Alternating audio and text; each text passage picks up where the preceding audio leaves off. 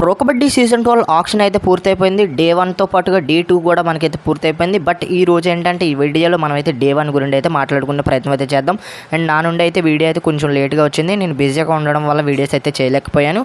And చాలామంది fans కూడా ఈ ఆక్షన్ మీద చాలా ఎక్స్పెక్టేషన్స్ అయితే పెట్టుకున్నారు. పవన్ శరవత్, అర్జున్ దేశ్వాల్, ఆశు మాలిక్ లాంటి ప్లేయర్స్ చాలామంది ఉన్నారు. వాళ్ళలో ఎవరైనా మన తెలుగు టైటన్స్కి వస్తారని ఈగర్గా వెయిట్ చేశారు.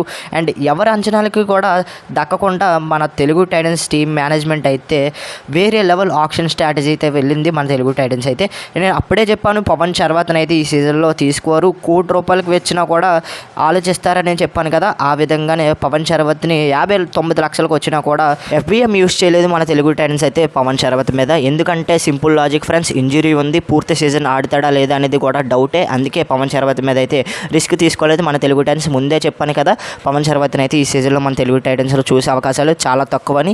అండ్ ఆ విధంగానే పవన్ శరవత్ని అయితే తీసుకోలేదు. అండ్ అతని బదులుగా భరత్ హుడాని అయితే మన తెలుగు టైటన్స్ అయితే తీసుకుంది. అండ్ భరత్ హుడా అయితే 81 లక్షలకి అయితే దొరికాడు మన తెలుగు టైటన్స్కి.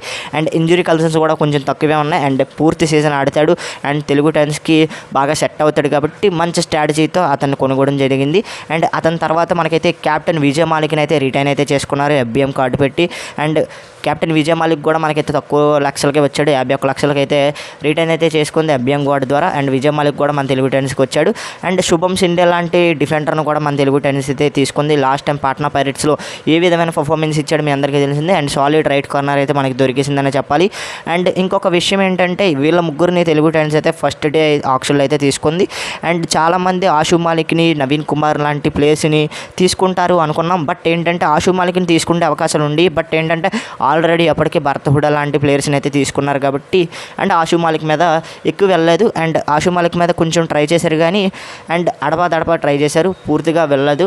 అండ్ నవీన్ కుమార్ ఈ సీజన్లో మన తెలుగు టైటన్స్కి రాడు అని చెప్పాను, అదేవిధంగా తెలుగు టైటన్స్కి రాలేదు. ట్రై చేశాడు కదా భయ్య అంటే, అండ్ తెలుగు టైటన్స్ కావాలనే బిట్ పెంచేసింది నవీన్ కుమార్ని. ఎందుకంటే కృష్ణ్ కుమార్ శిష్యుడు కాబట్టి అతనికి ఎక్కువ బడ్జెట్ వెళ్ళాలని ₹1 కావాలని ఇస్తారు.